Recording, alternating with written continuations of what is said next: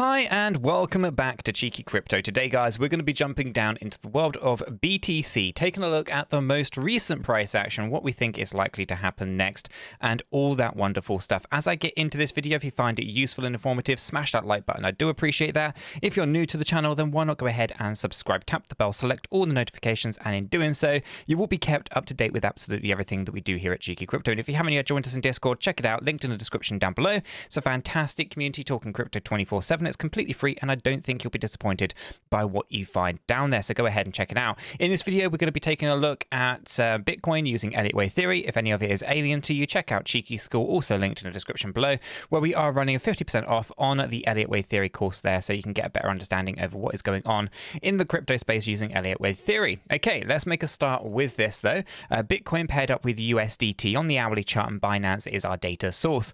We have the obvious double top at the moment, and I do kind of want to just kind of show you case this, if I can get that wick, which I'm not going to be able to without zooming in. So we'll zoom in just a fraction here, and we'll talk about that.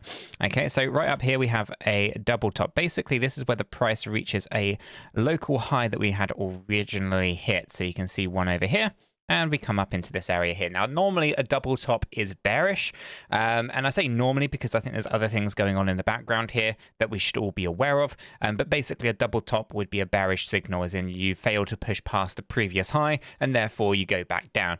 But such things do actually end up getting tested quite a bit, so you end up with triple tops, also bearish, and sometimes you even break on through, and the double top isn't really anything. Now, obviously, on that note, we did actually get rejected from this area, and we have seen that bearish move already potentially coming on down, so worth noting that. Now, the other thing I want to talk about is actually in this area here, before we actually move on with this high and of course the high over this side, we have got, if I get a trend line, basically we have the double top, which is flat, right? But if I take the volume spike from up here to where we are over here, we end up with the lower volume. Lower volume whilst coming up into the double top or potentially pushing up higher could be seen as a bearish movement as well. So keep an eye on that. We'll see if that goes. I wouldn't want to go as far as to say that that is a divergence right at this particular second. We haven't actually peaked up higher, but if we do peak up higher in price, yet volume stays lower than it was over that side, I would be concerned. But for now, we'll see how it kind of goes. The main pattern I think is actually going on here is a cup and handle, which we're going to talk about a little bit. So the cup and handle basically is a pattern that, if traded and traded well, that you can actually see some pretty significant gains. Now, I do want to kind of just talk about something briefly. I mentioned this on the Harmony 1 video. The V bottoms, usually you want to avoid these. These are usually do not age well when it comes to cup and handle patterns. Whereas what we're really looking for is a longer and more U-shaped bottom, as that actually provides a pretty decent kind of cup shape pattern. Okay, if I come down here, you can kind of see a nice U shape for the cup, and then obviously the handle, which we'll talk about in a moment, and then the targets associated with that. Okay, so just kind of bear in mind that from all of this here, it's going to be quite interesting to kind of see how it plays out. V bottom, we don't have it here on Bitcoin, but a few cryptocurrencies might also have those V bottoms. V bottoms sometimes can actually be a change in direction, so it comes down and it moves up rapidly, right? Good area of buying support was found there. But in the case of a cup and handle pattern, V bottoms usually don't age well and they break down. So just kind of bear that in mind. Now, if I come back to the charts here, we do have a nice U bottom, so that's actually pretty decent. So if I come on over and I grab myself an arc, which I think is in here, yeah, grab an arc. If I actually go ahead and draw this on from the high here to the high here, we pull this down, we can see that the low is achieved down here, right? So we end up with this nice kind of cup. It's not ideal. It is kind of looking like a bit of a V, but it's not. For the case of this video, if I were to drag it out, you'd kind of see how it kind of comes down into this low range. But when I anchor it in here, it does kind of resemble that. But we actually see it more as a bit more of a U-shaped pattern. As we come down quite steep, we kind of then kind of side sideways and we come up again. Okay, so it's looking like a pretty good cup. Now, the retracements from these typically are 10-15%, but in the case of Bitcoin, I don't think that would be fair to kind of say, because the entire move of this handle is really minor anyway at 13%. So I would be looking for an interesting kind of structural point. Now, This is where a lot of people get cup and handle patterns wrong, and they misunderstand these things, right? Essentially, we do not want to go down lower than 50% of that retracement, okay? So I'll go ahead and just draw a little dashed line in right here. You can see this at 17,288. Going down lower than 50% on the cup side of things would be seen as bearish, so you'd want to avoid that, okay? So our cup should be pretty small. It shouldn't be terribly too major. And we should see, again, a nice U-shaped bottom to this. It can't really be a V-bottom, but I would expect it to be, you know, something to this effect. So I'd still expect this to kind of break down a little bit, maybe before pushing up under a cup and handle base pattern. And a cup and handle base pattern here has a pretty easy target associated with it, which is a 1.618. Typically, again, you would layer out or kind of ladder out of this as you'd kind of go, but it would put us up here about 19,838. Okay, so it's an interesting kind of target. So a cup and handle pattern is potentially something that is on the horizon here when it comes to Bitcoin. And the reason that I kind of bring this up is it would actually then tie in potentially quite nicely with our expectations of a three-wave structure from the bottom here up to this one. And if we come up to the 1-to-1, it would put us right here at 19,300, and the 1.236, which I'll go ahead and draw a rectangle into, would put us right in this sweet spot, basically between 20,115 and 19,313. So if I now go ahead and remove those Fibonacci retracement tools, you can kind of see this area here being a potential targeted range. Okay, so if I go up into this, we can see A, B, and potentially C, okay, coming right up into that kind of 1.618 cup and handle target. We in basically our C wave structure. Now looking at it, we obviously have corrective structure here. We had corrective structure coming down.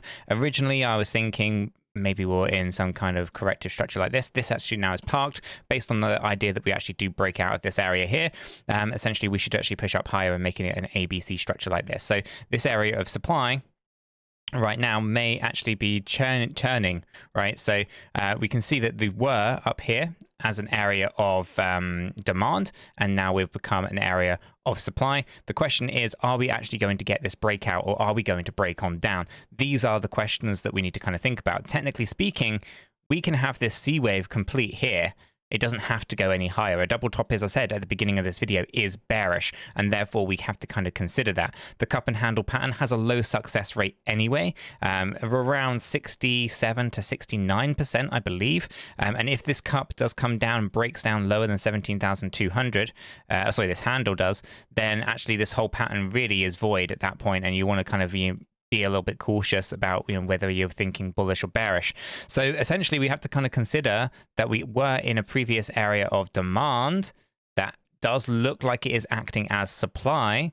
And although we have a higher target here of 19,320 to 20,100, we should be cautious. Okay, now from here we can see two EMAs. If I actually bring this up to our daily time frame, let me just bring this over, right? We can kind of see that we are below, we're below the 200, but we're resting on our 50 EMA. The cup here in itself does like a 50 EMA, so if it does come up here over the next couple of days and the handle comes down, we could find it reacting to the 50 EMA, and that still could play out for us. But I would still be quite cautious here. Now you can see from these lows here, volume is really decreasing here on the daily time frame. So when we start thinking about that volume coming in, basically coming down, we are of course going up into the higher highs and higher lows whilst the volume is decreasing. That's a divergence that does not look good for Bitcoin. So we should be aware that on these macro time frames, things are looking a little bit more on the bearish side. So just be a little bit cautious. I think on the smaller time frames, we're looking good for some moves to the upside, but I think they're going to be short-lived. I don't think there's anything kind of major and fundamentally going on here that's going to give us a lot of confidence to the upside longer term.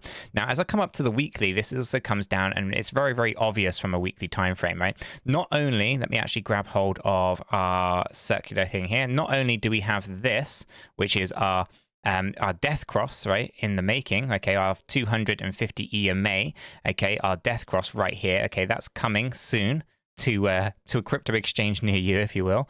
And essentially, we should be very aware and very cautious over what that that death cross could mean for Bitcoin, right? Not really anything more than the fact that the average prices are crossing, but how people are going to react to that news.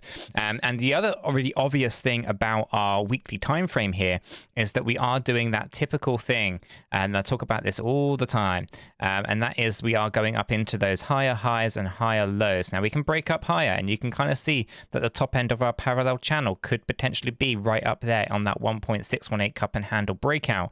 But one of the things that we need to be blissfully aware of is that volume is decreasing as price is increasing like this. This is a bearish signal, right? And there's not an increase in demand as price is pushing up here. Really focus in on why price is moving, and hopefully you'll be able to avoid being kind of caught out.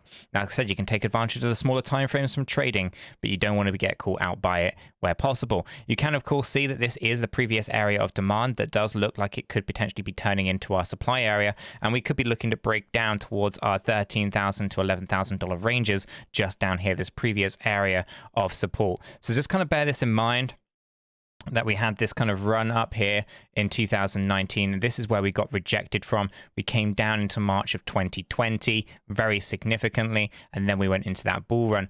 We could be looking at something reasonably similar, but I still think we're going to have to come all the way back down and revisit these lows, and potentially even lower into these lows down here at 6.5 to 7,600. That could be something that we should be, cautious about, specifically if we do have this death cross right here, and seeing how price action could basically be pulled down way lower yet. So yeah, I want to kind of say, yeah, there's some positive stuff happening on the smaller time frames, but these larger time frames are giving us a very clear picture that things are not great, and we do not think that there is another bull run on the immediate future.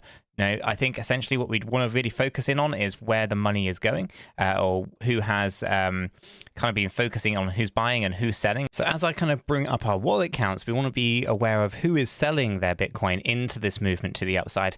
So let's take a look, right? So who's buying Bitcoin right now?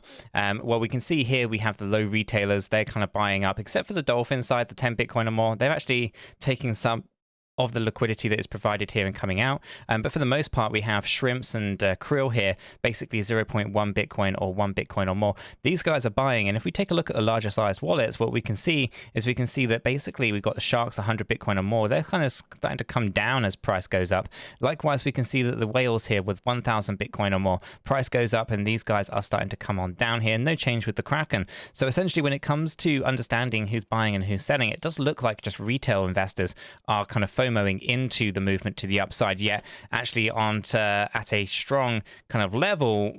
Big billionaires, multimillionaires, the whales and the institutional players, that they're not actually that fussed, and if anything, they are just using this as liquidity to get out of their position. So that fundamental level of analysis hasn't changed. It remains very much the same until big money is coming in here.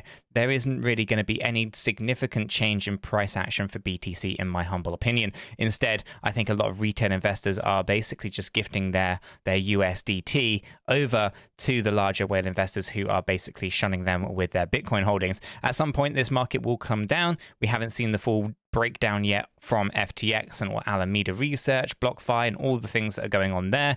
Eventually, we're going to start to see significant selling pressure occur from liquidations and bankruptcy hearings and various different things. As assets start to get sold off, the market is going to get dragged down further. We then obviously compound this issue with other things that we've been talking about for quite some time, everything from credit card debt mounting up and savings accounts depleting.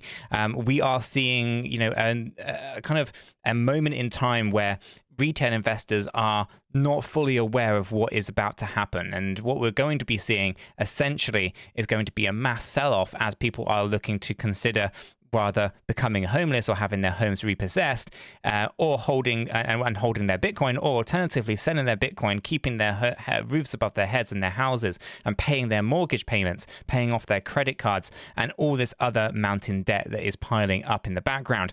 We should be aware that essentially at some point, these retail investors are likely to sell. And when they sell, they'll be selling back to the people who were selling the Bitcoin to them in the first place. This happens time and time again. It's not something I want to see, but I'm a realist, and it's something that I do think is very likely to occur in the very near future.